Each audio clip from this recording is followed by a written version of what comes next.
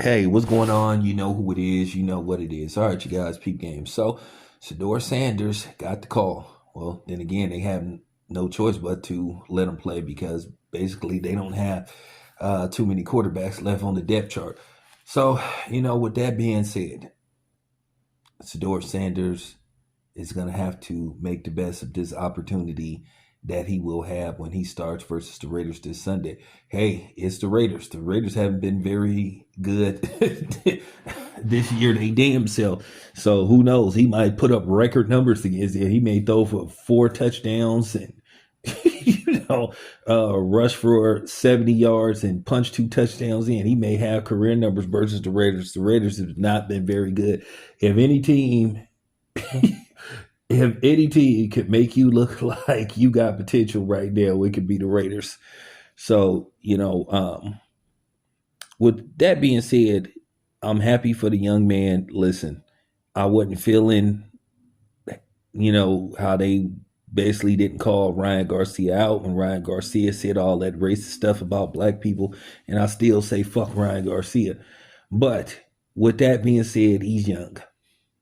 And I'm not a big fan of his father, just for a variety of different reasons, and I just keep that to myself. I already then spoke on that, but I don't like the way he's been treated.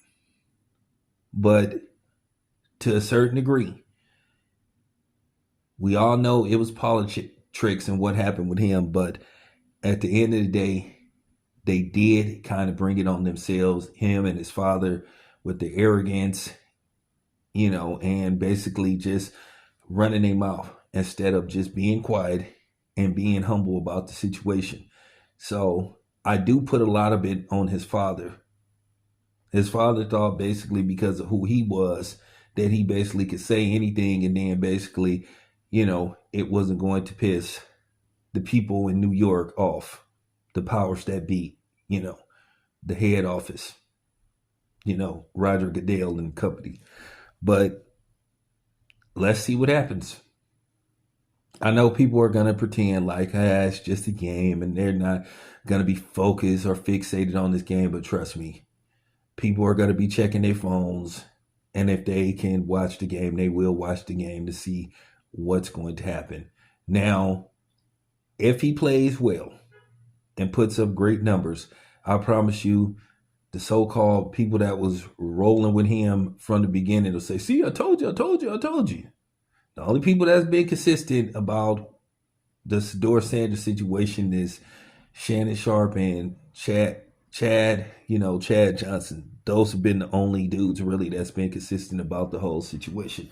So we'll see what's up. Y'all know I'm going to talk about it, so stay tuned for my video. This your boy Town, I'm out.